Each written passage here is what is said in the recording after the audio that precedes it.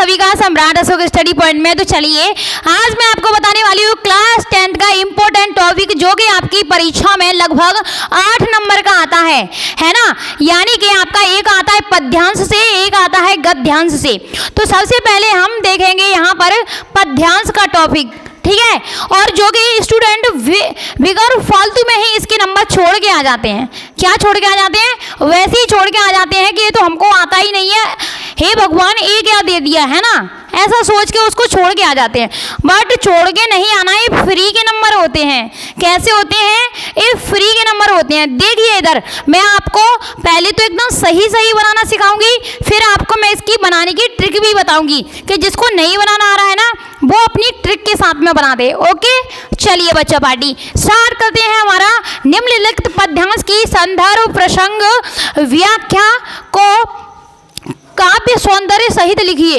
यहाँ पर आपका ऐसा प्रश्न आएगा कि संदर्भ प्रसंग सहित व्याख्या कीजिए, बस ठीक है। संदर्भ प्रसंग सहित व्याख्या कीजिए। तो आपको क्या करना है, आपको एक ऐसा स्टैंजा दिया होगा, क्या दिया होगा, ऐसी 4, 5, 6 लाइनें लिखी हुई दी होंगी आपको। तो आपको क्या करना है, सबसे पहले इन लाइनों को थोड़ा सा पढ़ना है, ठीक है। क्या करना है, थोड़ा सा पढ़ना है, पूरा नहीं पढ़ना है कि एक तरफ से लग जाओ तुम पढ़ने के लिए, नहीं। आपको पढ़ना है ऊधो तुम तो होत भड़वागी अपरस रहत स्नेह तगाते नाहिन मन अनुरागी।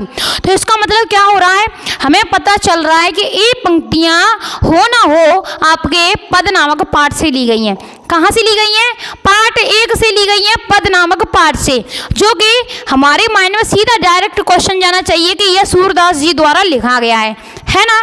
चलिए आपको मैं बताती हूँ किस तरीके से आपको ये बनाना है। आपका क्वेश्चन दिया होगा, ऐसा प्रश्न दिया होगा और ऐसी 4 लाइनें दी होंगी, ठीक है। बस इतना ध्यान रखो, आगे के लिए बढ़ जाओ फटाफट से। यहाँ देखिए हम क्या करेंगे, संदर्भ प्रसंग व्याख्या लिखेंगे। इधर संकेत लिखेंगे हम, कैसे लिखेंगे, 1 मिनट इसको हम यहाँ कर लेते हैं, ठीक है। संकेत क्या लिखेंगे हम, देखो इधर फटाफट से। संकेत हम ऐसे लिखते हैं, पहला अक्षर, ठीक है, फिर लास्ट का अक्षर, पहला अक्षर फिर लास्ट का अक्षर। कैसे लिखो संकेत, ऊधो लिख दिया मैंने, ऊधो, फिर उसके बाद डैश डैश डैश करो, पागी लिख दिया। क्या लिख दिया? पागी लिख दिया। यहाँ तक समझ में आया क्या? यस, हम संकेत तो वैसे ही लिख लेंगे बेधड़क, पहला अक्षर लिखना है और लास्ट का अक्षर लिखना है, बस ठीक है। आगे बढ़ जाओ फटाफट से। अब देखिए अगला क्या है आपका, अगला क्या है, संदर्भ। संदर्भ कैसे लिखना है हमें, आपको संदर्भ लिखना है कि प्रस्तुत पद्यांश हमारी कौन सी बुक से लिया गया है, इसकी रचयिता कौन है ना। चलिए प्रस्तुत पद्यांश हमारी पाठ्य पुस्तक क्षितिज भाग 2, पुस्तक का नाम क्या है आपकी का, क्षितिज भाग 2, क्षितिज भाग 2 के पद नामक पाठ से लिया गया है। और इसकी रचयिता कौन है? सूरदास जी हैं। अब मैं रचयिता क्यों कह रही हूँ आपसे, कवि क्यों नहीं कहा मैंने, कवि क्यों नहीं कहा, लेखक क्यों नहीं कहा मैंने, है ना। ये चीज़ें क्यों नहीं कही मैंने रचयिता क्यों कहा, रचयिता क्यों कहा मैंने इसीलिए बोला कि चाहे वो गद्यांश हो चाहे वो पद्यांश हो, आपको लिखना है ओनली रचयिता। रचयिता का मतलब इसको रचने वाला, लिखने वाला, ठीक है। बस इन दोनों में आप मिस्टेक ऐसे करोगे कि गद्यांश होगा तो आप कवि ठोक दोगे, पद्यांश होगा तो इधर पद्यांश होगा तो आप लेखक भी लिख सकते हो, है ना। इसीलिए गलत हो जाएगा तुमसे, इसीलिए आप लिखना रचयिता, ठीक है। प्रस्तुत पद्यांश हमारी पाठ्यपुस्तक क्षितिज भाग 2 के पद नामक पाठ से लिया गया है। इसके रचयिता सूरदास जी हैं, ओके। इसके कवि सूरदास जी हैं, ओके। जो आपको सूटेबल लगे फिर आप वो रखना, ओके। कवि लग रहा है तो कवि, अगर आपको रचयिता सही लग रहा है तो रचयिता। ये हो गया हमारा संदर्भ। यानी कि संदर्भ के लिए हमें 3 चीज़ों का नाम याद रखना जरूरी है। किन किन चीज़ों का? हमें याद रखना है आपका पाठ का नाम, रचयिता का नाम और हमें रखना है आपकी पुस्तक का नाम, ठीक है। क्षितिज भाग 2 से लिया गया है, इसका नाम ये है पद और ये इसकी रचयिता सूरदास जी है। बस आपका संदर्भ हो गया फिनिश, संकेत हो गया फिनिश। संकेत सीख लिया हमने, सीखा अभी संदर्भ सीख लिया। प्रसंग क्या होता है, प्रसंग में सबको ज़्यादा दिक्कत आती है ना। चलिए फिर लौटते हैं हम ऊपर की तरफ। अब हम देखेंगे इसको पढ़ के कि इसमें हो क्या रहा है। इसमें क्या हो रहा है, देखो इधर, उद्धव तुम तो हो अति बड़ भागी, उद्धव तुम तो बहुत ही भाग्यशाली हो, भाग्यशाली हो। एक मिनट में इस पेन को हटा देती हूँ,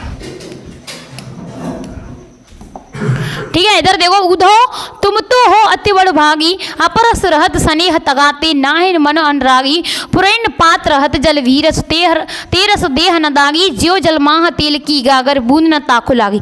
हेलो, यहाँ पर क्या बताया जा रहा है? हमने पाठ पढ़ा होगा, आप बुक तो पढ़ी होगी आपने, है ना? नहीं पढ़ी है तो कोई दिक्कत नहीं है, आप वीडियोस देख लिया करो, बस एक वीडियो से काम हो जाएगा तुम्हारा, है ना।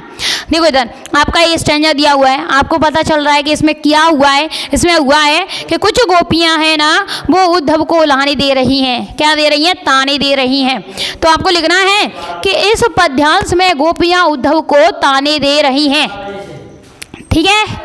ओके, चलिए फटाफट से हम क्या करेंगे, अब फटाफट से हम देखिए, इधर संदर्भ हो गया, प्रसंग हो गया, अब करेंगे हम व्याख्या।